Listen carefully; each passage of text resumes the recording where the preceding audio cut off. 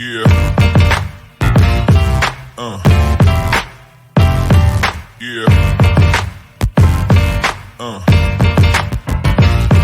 Yeah.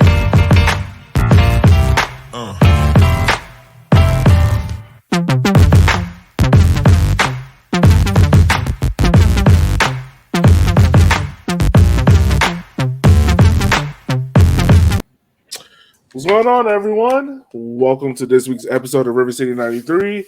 I'm your host, as always, Elliot Barr, joining me on this side with 3 goals scored, another red card shown against FC Tucson in Richmond, and a sweep. It's Madison Air. How are you guys doing? Doing good. Top of the league, good even. Yeah, right. Oh yeah. It feels good. I know, like when me and Shadir were leaving the game, the Greenville and Chattanooga game hadn't started yet because, of course, there would be a 2-hour lightning delay on the game that we were all waiting to see what would happen. And I know I got home around like 11 because I'm going to go back hang out with my family.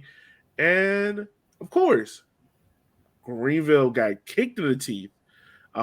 6 goals scored in that game, none scored by Greenville, even though the game ended 5-1 Chattanooga. So that was excellent on our part because now we are top of the table, like you said, Matt.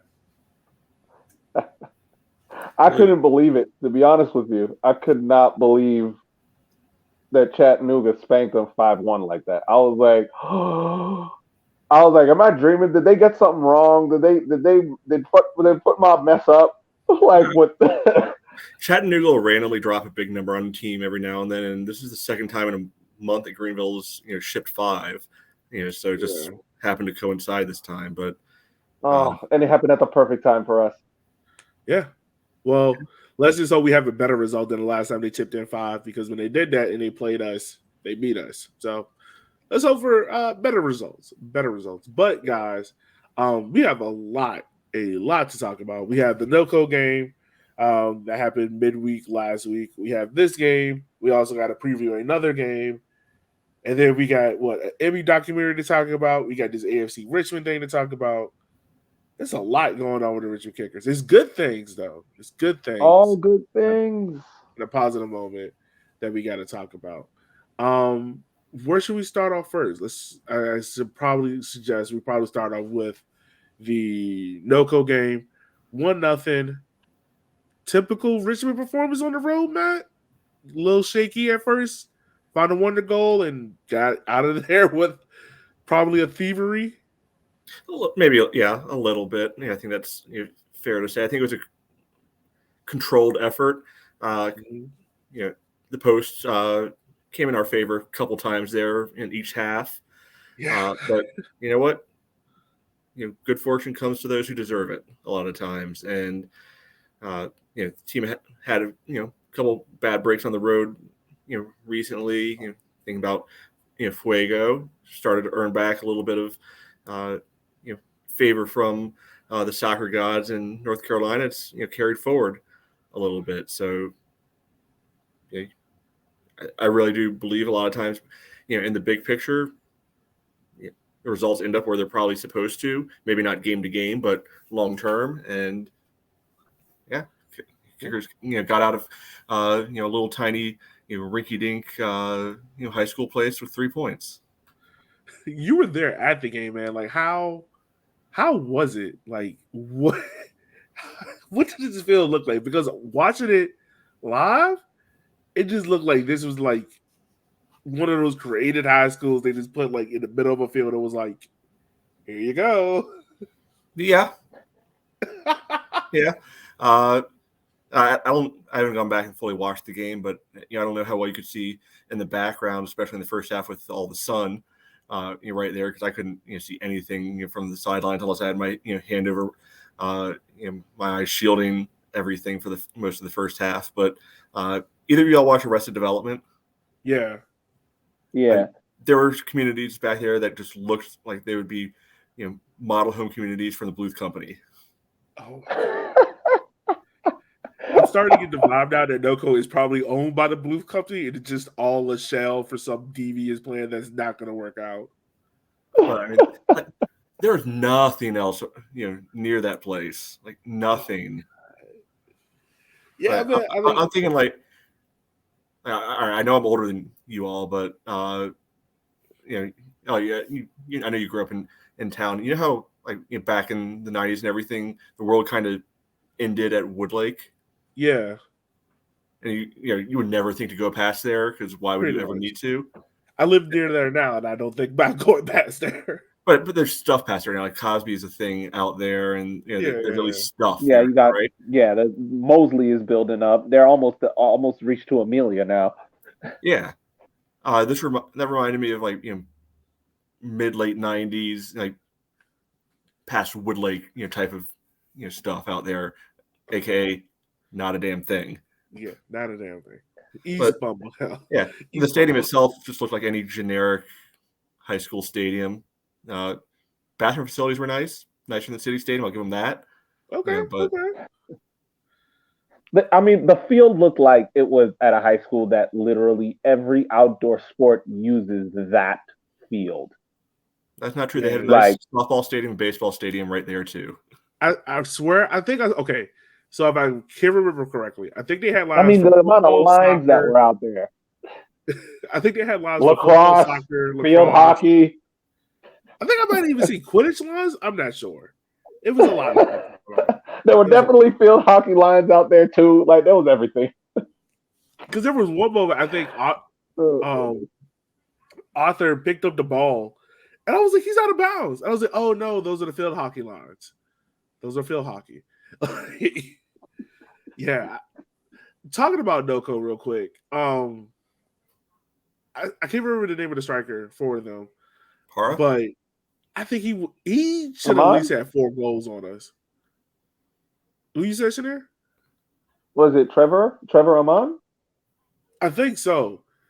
He should have scored like 4 times, and I don't know what was going on, but he could not finish. I'm glad he could not finish, but I swear, like 3 of those chances were like point blank, and he could not get it past the Kara at all. Who, by the way, who has 6 saves in this game? Like that was the old school. We haven't seen that so much this year. We had a year past of like Akira standing on his head and just saving us. But it's nice to know we're still there in that bag. You feel me? Yeah, it's nice to know he still got it in his locker. Yeah, it was good to see. I got that. I got a couple posts. Dakota cleared one off the line. Team effort.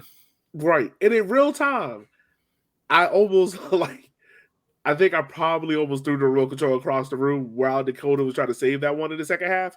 Going back and watching the replay, I was like, oh, okay. Dakota was in control the whole time. But in real time, I was very nervous, very scared.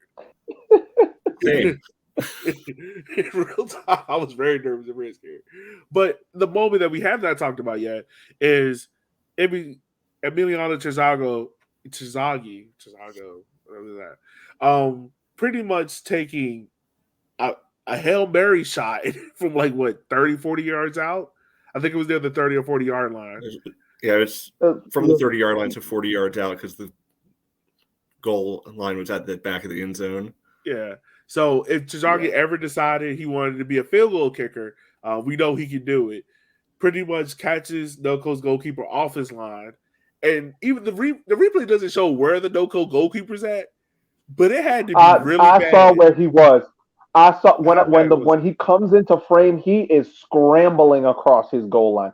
I mean, well, not across his goal line, but across his box. I don't know where he was, but he was way where he's not supposed to be. When you saw that shot come in, it's like I think he did not expect. First, he probably didn't expect Terzaghi to get to the ball first, and he didn't expect Terzaghi to one-time it. So I don't think he even bothered to set himself, because as a goalkeeper, your rule number 1, as someone is moving into your half with the ball, an opponent is moving into your half with the ball, you move laterally to cut off the angle of the ball to the center of the goal.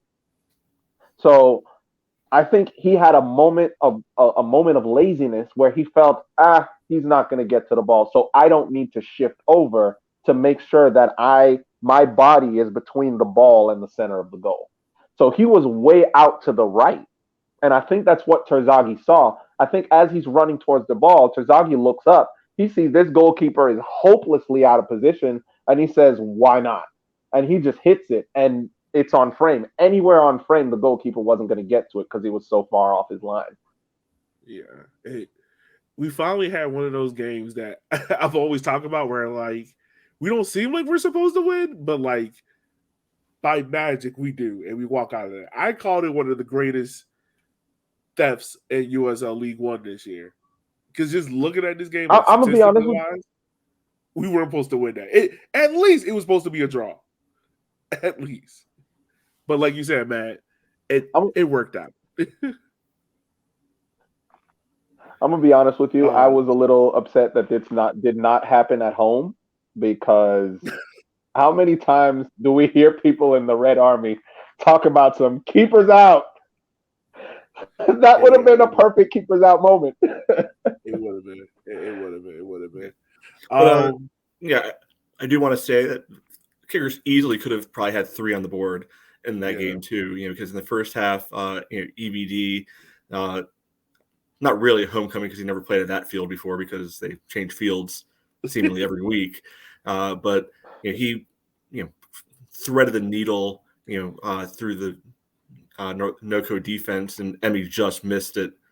Early on there, and then second half, I think it was Zaka that was able to break free and just missed connecting with either Emmy or Bentley, crashing into the far post. So it's not like it was full on bunker and hope for forever.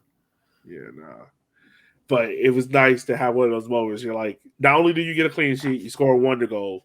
You're like, yeah, we got that one. We walked away with that one.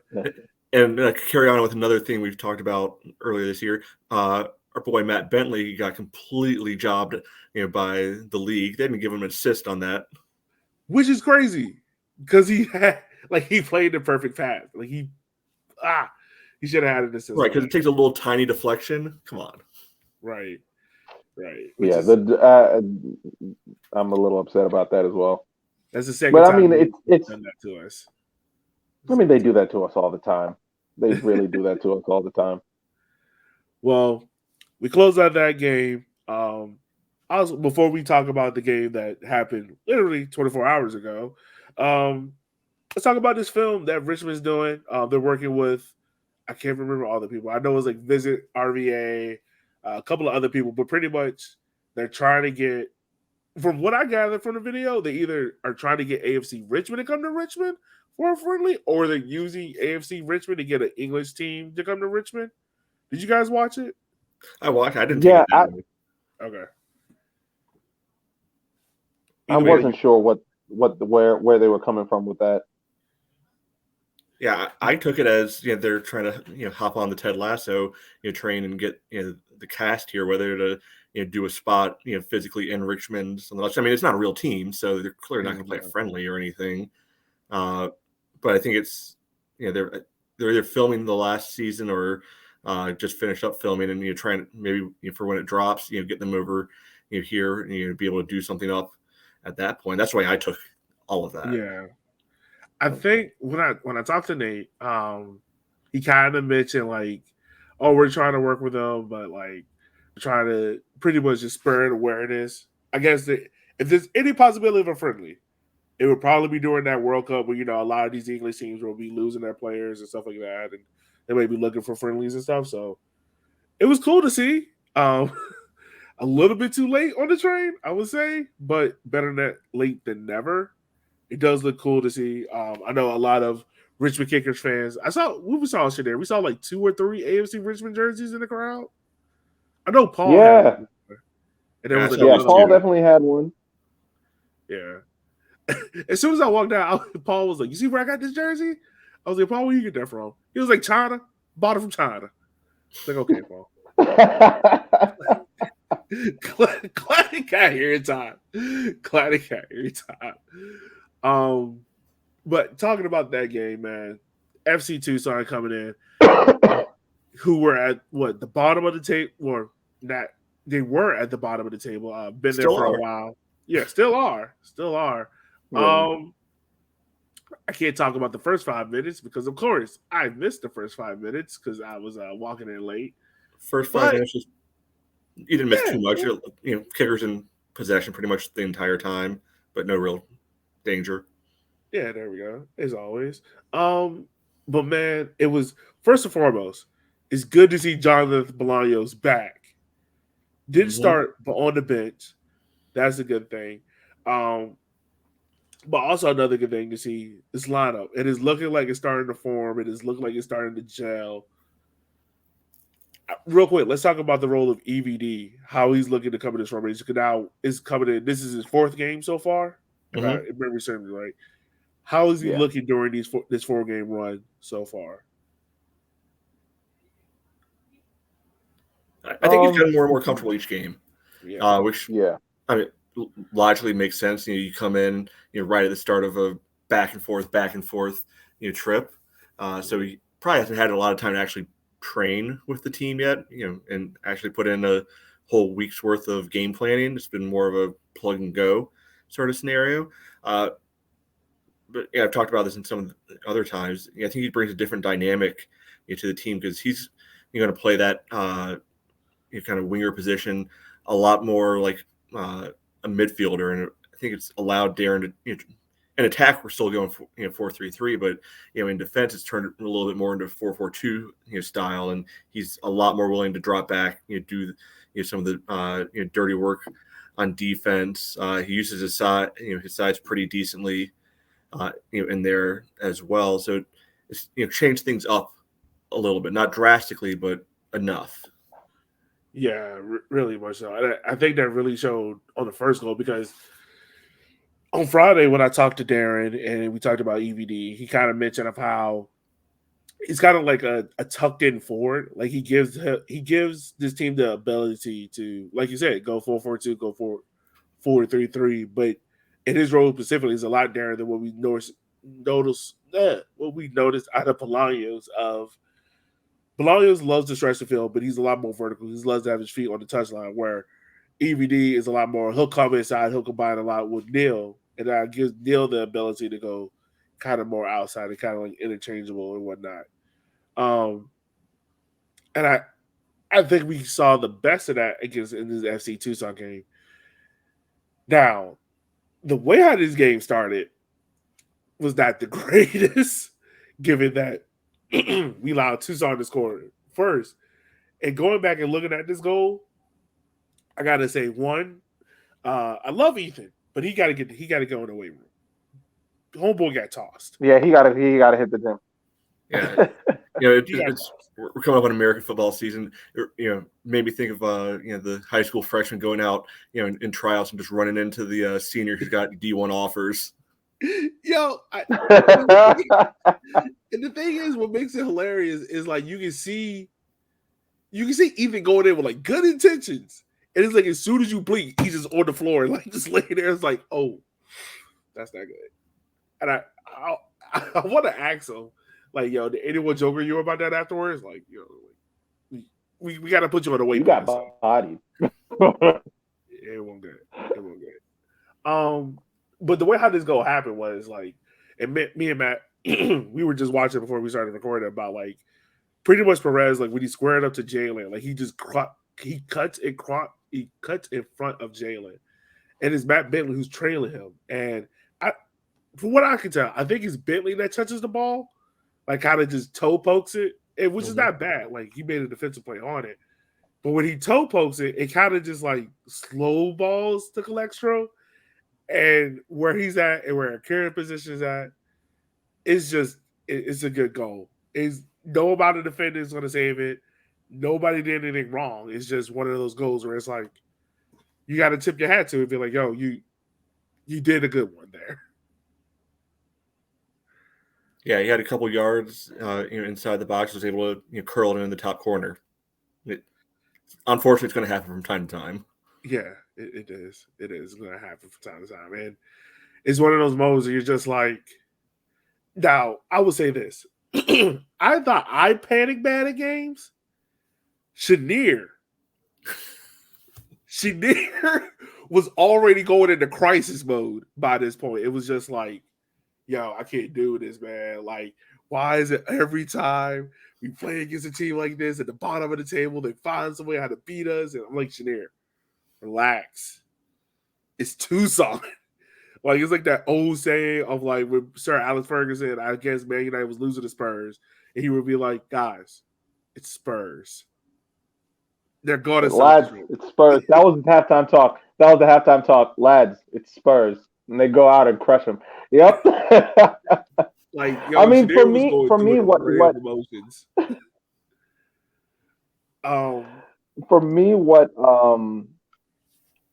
worried me the most was that once the ball went back in the middle and we started playing again, Tucson went from basically having 3 in the back to having 5 in the back. And that kind of scared me. Yeah. It felt like they were going to be parking the bus. And yeah, I wasn't trying to have to deal with a game of literally kickers running into a brick wall for an entire half of a half and an entire other half. Yeah, but like I told you last night, like I think the thing that we've seen different out of this Richmond team than teams in the past is, one, when they're on the break, they now have the ability to.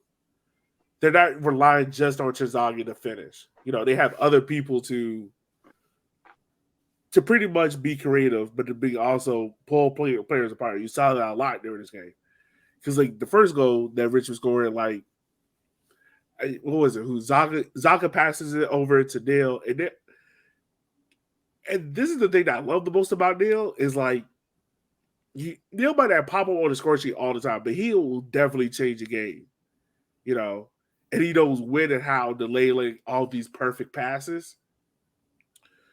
Lays the ball off to Stu, and I think we all can agree Stu did not have the best defensive game by far. Offensively, he played out of his mind, but defensively, it was not the best game. But he like drills like a bullet ball to EVD. And Shadir, from where we were standing from, the curve of this ball from EVD was beautiful. It's probably one of the prettiest goals I've ever seen scored. And Shadir is mute once again. Folks, if you would like to donate to the Shadir Wi-Fi connection, you can do so at River City 93 pod page. We'll leave a link in the description. You can help us. Get Shadir better Wi-Fi for those who live in the county. Absolutely. Better Wi-Fi, please. Yeah. But yeah, the goal scored by itself was really good. It was happy too. Oh, it was magnificent. Yes. Yeah. Were you about to say something? My bad. I didn't mean to cut you off. Did we lose it here again? Oh my god! What? No, I didn't catch what you said. Oh, I was going to say, did you want to talk about the goal a little bit? Yeah. The ball.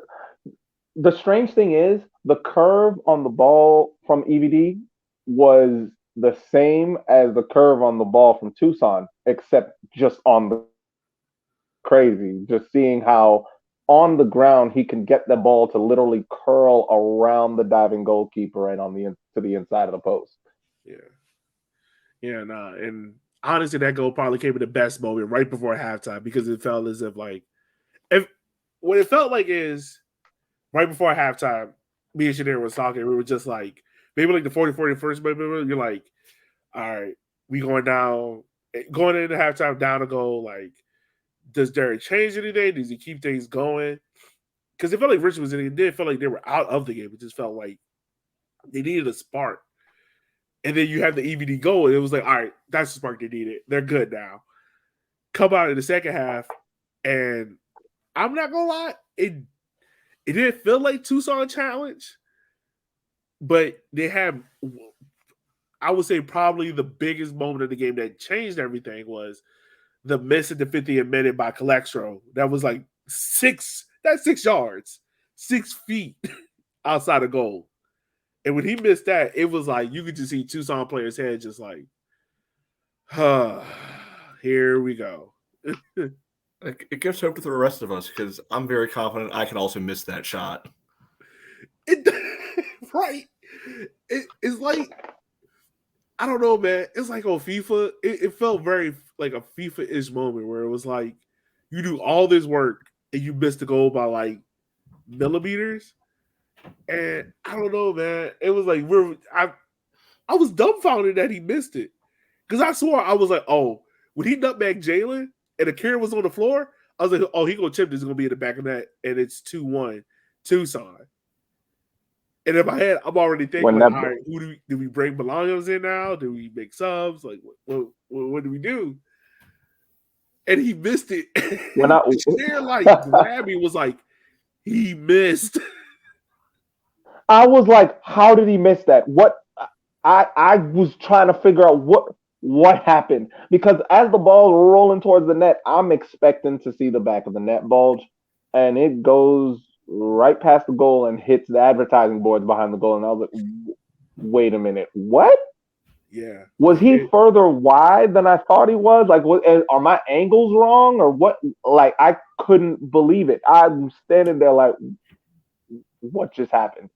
Nah, he just missed. And then literally, probably less than 5 minutes later, you have Matt Bentley making a gut buster where he made a good cross into Chizagi, who runs across the face of goal, scores.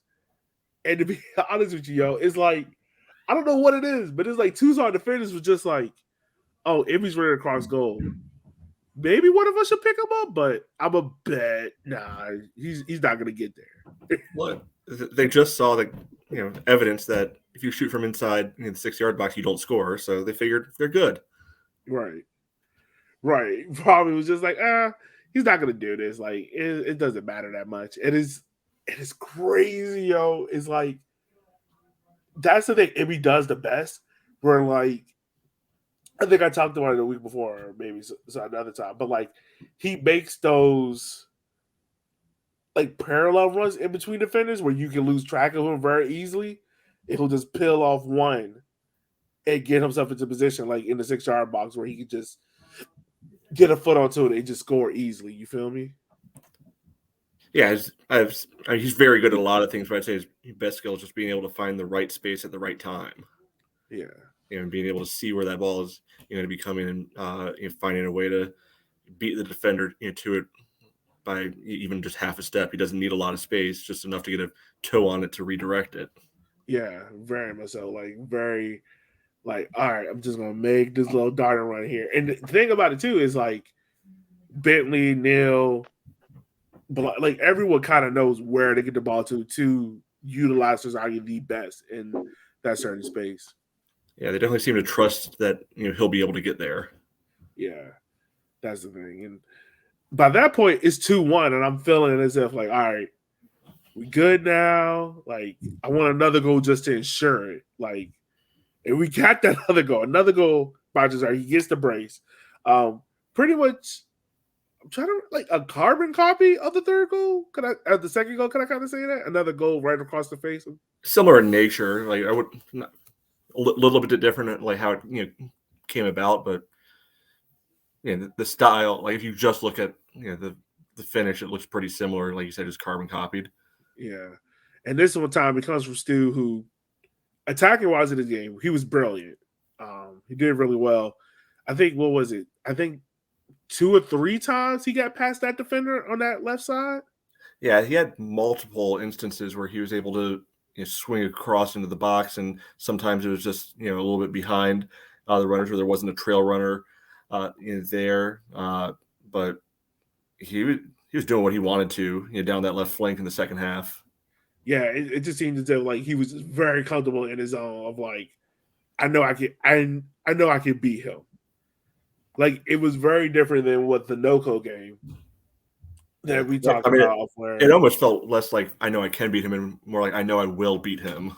Yeah, felt like that. Like I don't have to worry about defense. Like I can just put all my effort in attacking, and once I get the ball in space and I get him with my first step, I know like I got him. Like I'm by him, and that was good to see. And also, once again, I will say it again, it feels very good to have fullbacks that attack. Just putting that out there for a former fullback that used to play for us. Wow. Not letting that go, are you? No, I'm not. Wow. I don't understand how you play a full year and not offer anything attacking wise. I will not let that stat go. That is still mind numbing to me. But yeah, at that point it's 3-1.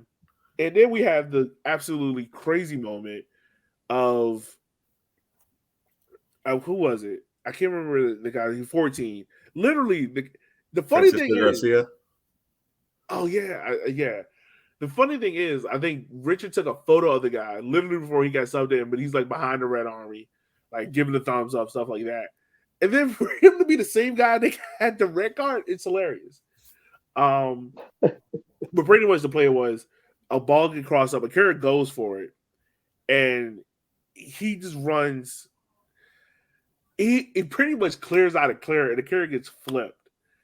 And next thing I know, here's Jalen. Well, Jalen's on the floor, but Ani goes in here like a bouncer, like a club bouncer, and pretty much like clears everyone out. Yeah, I don't. This team has a lot of guys on it who you probably wouldn't want to, mess with if you're on the ground and they're coming for you. Yeah, no, not at all. But it's, nice guys off the field, but on the field, there's some guys with a mean streak. Oh yeah. But also, like,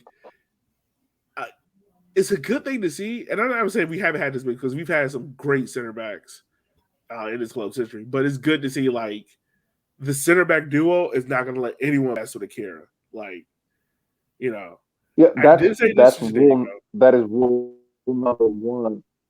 Yeah. Yeah, that is rule number one of being a center back. Don't ever let anybody get away with touching your goalie. Never let anybody get away with touching your goalie. If somebody puts their hands on your goalie, knocks them over, you let them know that if it happens again, they might be seeing black. So, like, it's just like rule number one of goalkeeper of center backs. Right, and I think the other thing too is like I mentioned this in Chenier. We can all be for certain Akira is a generous 5'10", maybe 5'9" without the cleats on. Yeah, I said that if Akira was 6'1", he didn't have to worry about getting cleared out like that. I think normally, but yeah, I mean, at this point in the game, Tucson was rattled. They were, they were done. They're losing some composure. So I don't think, being a smaller keeper versus a bigger keeper, that would have made a huge difference. No pun intended. No, it wouldn't have made a huge difference. It was just like a nice point that I just wanted to throw out there. Like, if he's 6'1", he didn't have to worry about getting flipped. Now, I will say this: he got flipped. Like, it was almost Ethan Bryant levels of bad. The way how he got flipped out there. You're just catching unnecessary strays right there. He is. Which, let me mention this as well, yo. So, me and Chenier had like a 5-minute conversation during the game because I called him. I was like, Ethan. And like I know who I'm talking about Ethan Vandercourt Decker. And Chenier was like, no, Ethan didn't score. Like, he did not score. I was like, Chenier, Ethan did score. Like, EVD scored. And he was like, no, he didn't. It was Vandercourt Decker. I was like, Chenier, that's what I'm talking about. Ethan. So, like, we're just miscommunicating about which Ethan did what. And it finally caught up with us. Chenier, this is why you need better Wi-Fi, so these jokes work. I love Chenier. Just sounds like a wacky sitcom plot right there. It does. And it was hilarious because I was like, Ethan. And he was like, no, you talking about Vandercourt Decker? I was like, no, Brian. He was like, oh, him. So, yeah, he actually. So that was a little bit funny. But I think the best thing is, like, going to put a nice bow tie on this game. Oh, before we close, I want to mention this as well about this game. If there's any positive take out of this game, and there are a lot of positives, but I think there's a moment where I want to say the last 5 minutes or so, if you look at the attacking play of this team about how Luke Pavone had a chance to go. Stephen Payne had a chance to go. Leo Bima had a chance. Bolaños. It lets you know, like, one, the tenacity didn't drop, but also, like, this team is very different than teams in the past. You know, because I think all of us probably would have expected at some moment, like, all right, Richmond's going to sit back in, like, we're not probably going to attack as much, but to see like that 4-minute stretch where I want the moment where Luke scores. I know that you're desperate for it. I am. I want him to score. I want him to score, but he almost scored. Bolaños almost scored. He just places it wide, and his stretch of goals and assists contributed in the match. Yeah, like Payne almost again, but like that moment stretch, Matt, to me, is a really positive moment to take away. Huh? Bima only missed it by about an inch, but I know what you're saying though, because like from about 80 to 90, it did look like a game where both teams were just like, okay, this is the result, we're good. Yeah, it's 11v10, it's 3-1. Just play it out, and then there's that last wave of subs came in, and they're like, nah, I kind of want mine. Yeah, it was like, yeah, I kind of want my name on the board. And out of it, man, I will say this, tactically wise, I know it's not really too much to take from it, but it was interesting to see Payne play up top. I know he was just out there just to get some runs and things there, but it was interesting to see Leo kind of play center forward. I'm trying to think, was anyone else interested? There was one interesting sub, and I think it's a sub that we're going to see happen a lot more often, maybe in that trio of center backs where Zaka came off, and Ani came on, but Ani went to center back and Dakota moved to CDM. I think that's an interesting sub because we can see that kind of happening more throughout the season as that definitely does seem. Yeah, that definitely does seem like a very logical substitution to make, especially if you're going to make a couple switches after the sub, because Dakota did come in, and I think the plan was to have him playing as a CDM, basically playing as Zaka's understudy. So him playing at center back came about due to injuries. So just bringing him back into that CDM position, it just makes sense. Yeah, but I mean, even looking back at the NoCo game, I mean, if you look at that lineup, that was on the field by the end of it, you had Chris Cole basically playing left wing. You had Ani in there, in the central midfield, for a little bit. Payne came on late to help lock things up. I think at one point, literally every defender on the roster was actually on the field together. Yeah. So that was cool to see. You can get team has a capability to lock it down if they need to. Yeah. And another point to mention, so we can finish move past this game, but Darren mentioned this week of how like Richmond and Tucson have the two smallest budgets in USL League One. That's not hard to believe. Like, given what some teams are playing for players like Union Omaha just bought in Corey Hotzik, which by the way, I am calling tampering just because of the way how these social media posts came out. Like Union Omaha was like, not Union Omaha, Hartford Athletic was like, oh yeah, we released him. And literally like 20 minutes later, Union Omaha was like, yeah, we bought Corey and he's here and he's going to play. And I'm just like, tampering. It's right there. Like, it's there. Yeah, that was weird. That was weird. I was like, what? Yeah, you see that stuff all the time, though. Yeah, you do. But like, it's not hard to believe that Richmond and Tucson have the two smallest budgets, given what like some of these other USL League One teams rosters and the people that pull it from. I think that speaks to the ability of how Darren's able to take this roster and mature it and bring in not only a really good starting 11, but also quality depth. But also it talks to the way how Tucson has constructed their roster and just how I don't want to say weak. Yes, but it's kind of like the parallels in between the two rosters. I would say at the moment, like it's just basically. I mean, totally different.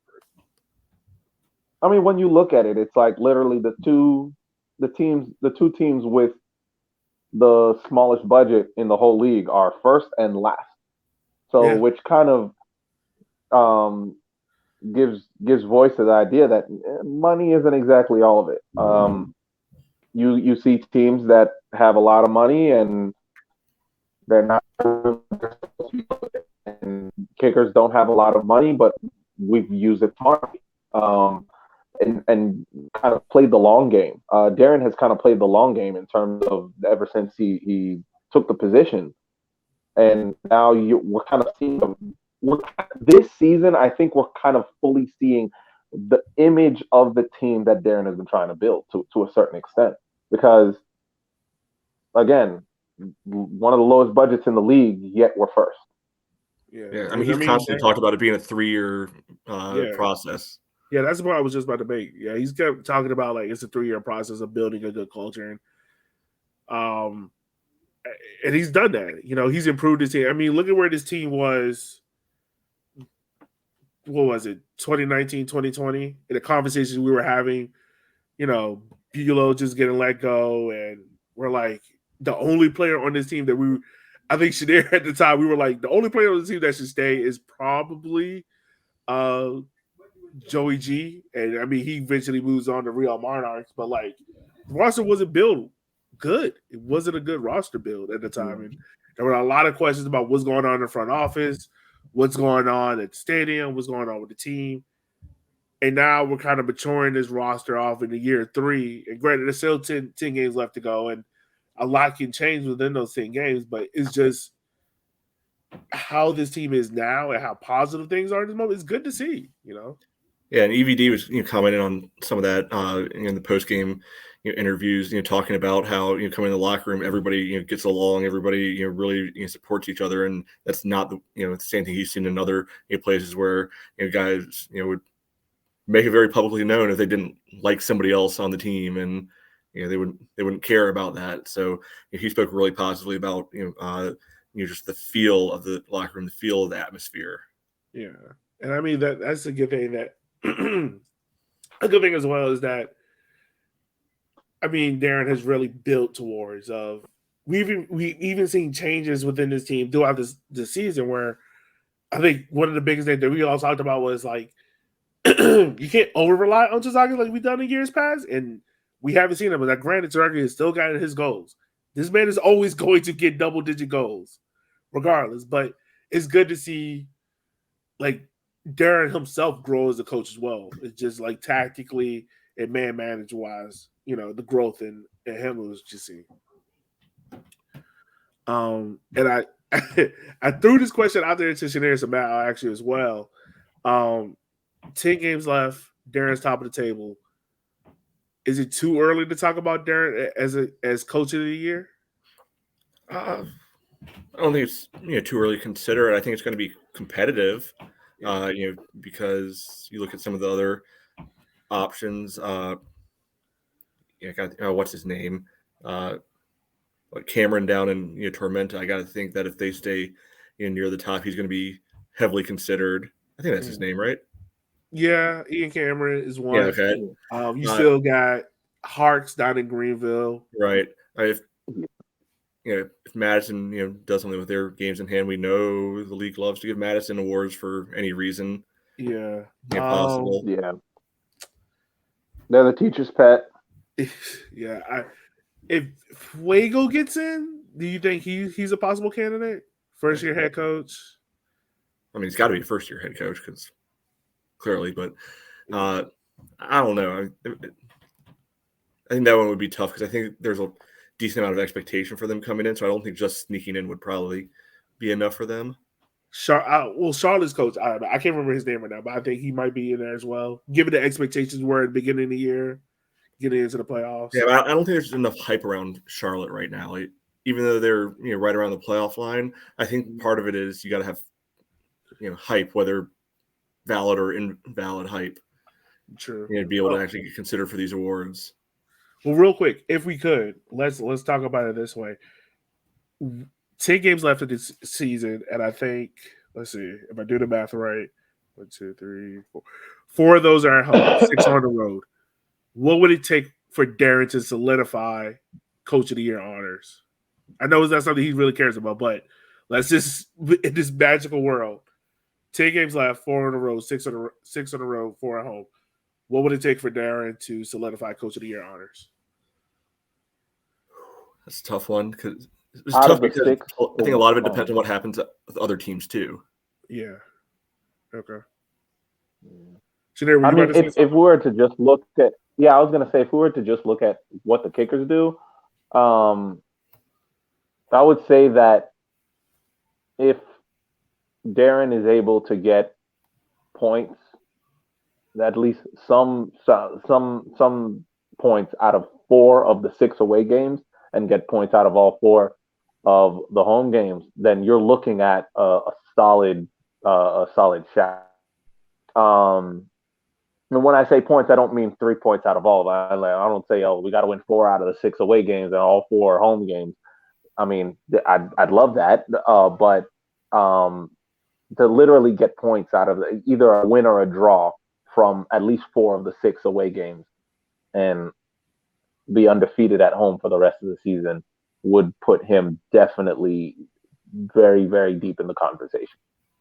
Yeah, I think if we're looking at it from like a number perspective, I say if you set a target of 50 points, so that'd be 16 points out of the last 10 games. Not unreasonable by any means, but I think that would should put the team in a position for at the very least a first round bye, and be good to go out. You look back to last year's standings. Omaha, won the league with 51, and granted 2 fewer games.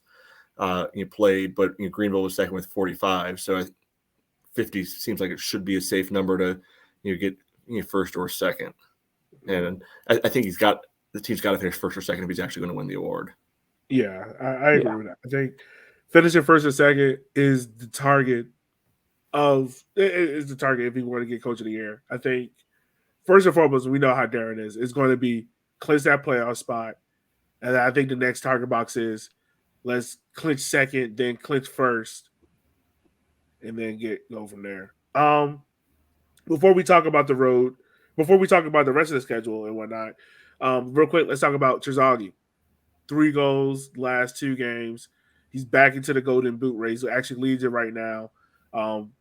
Safe to say Grant McLaughlin is kind of falling off. I don't think he scored in the last 6. Yeah, he's still an 8, yeah.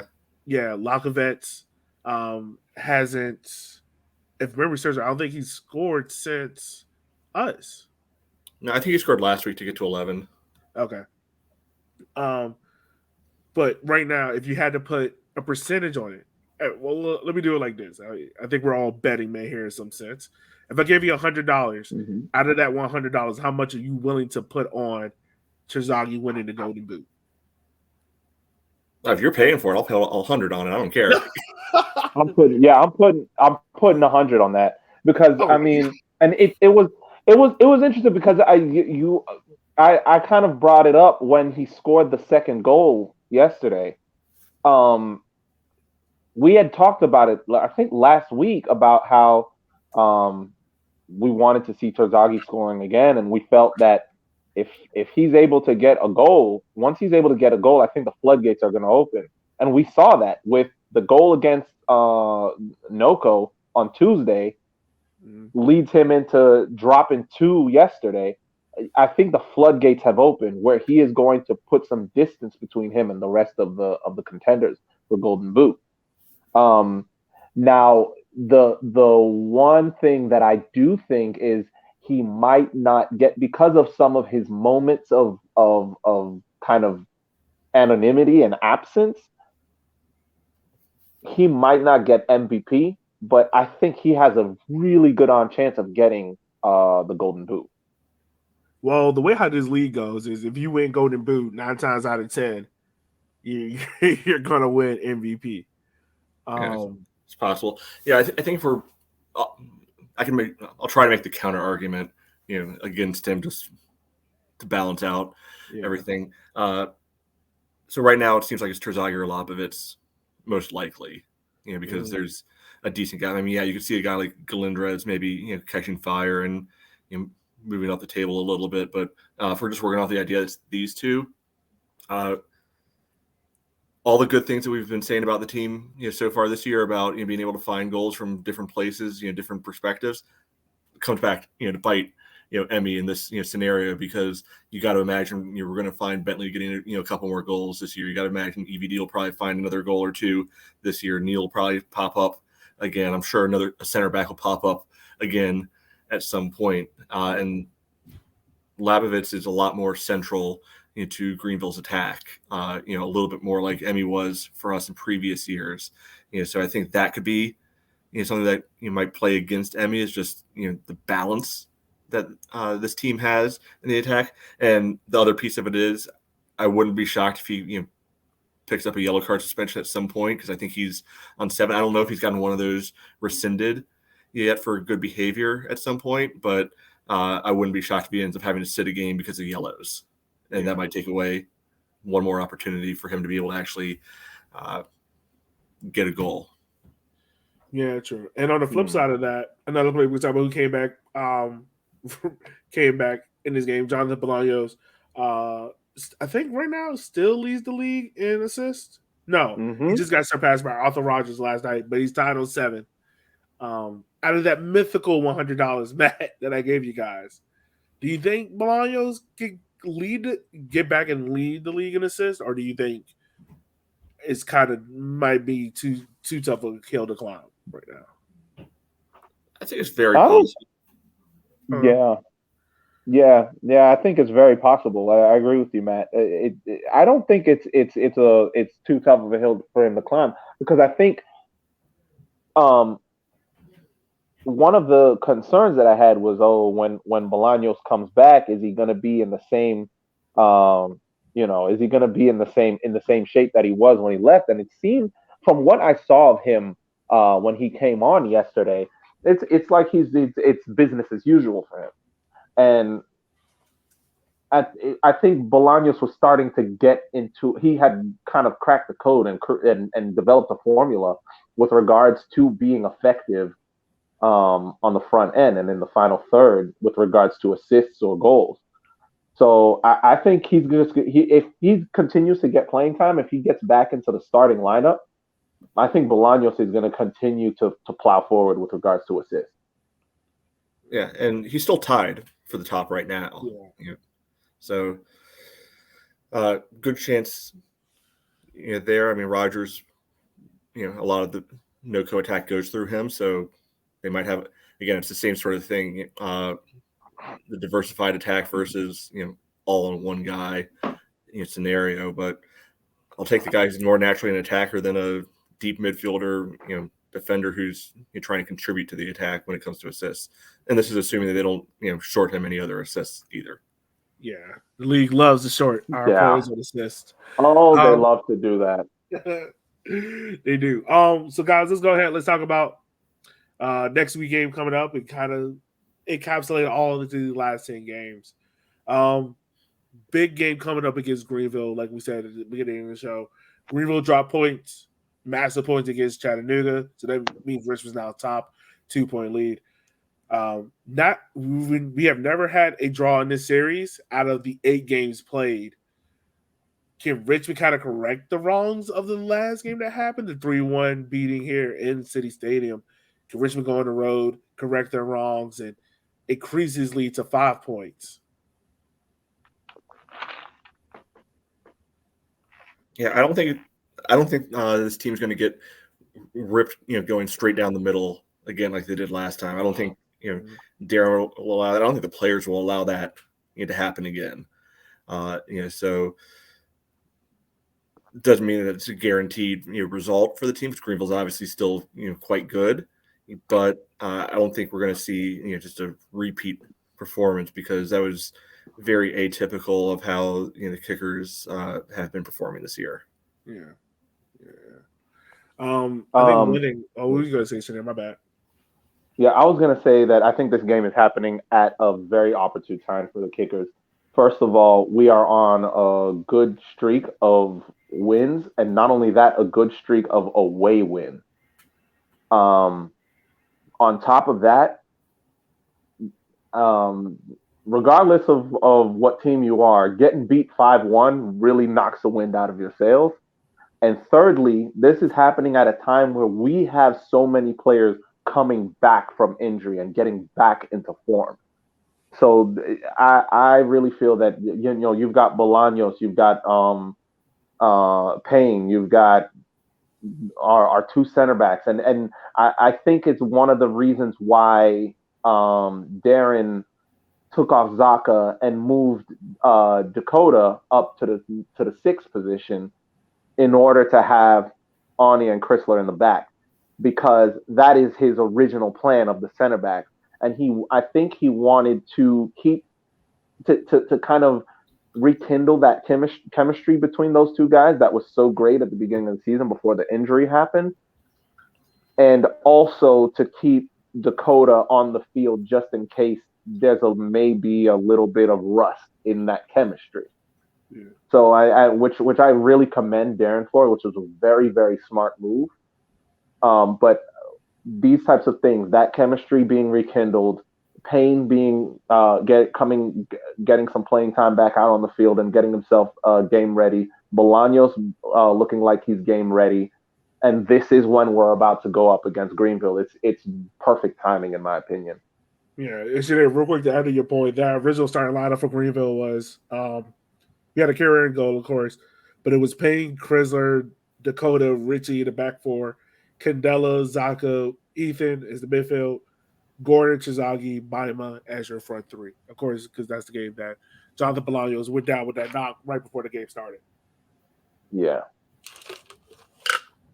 Well, so that this shows you this game we have Neil back in, which Neil, who has been very, very extremely dangerous in these past few games in terms of the service that he brings. I mean, we didn't even talk about in the Tucson game that chance that we had even before Tucson scored the goal, where Terzaghi and Neil kind of linked up to almost Terzaghi almost putting it in, bar a good save from the Tucson goalkeeper.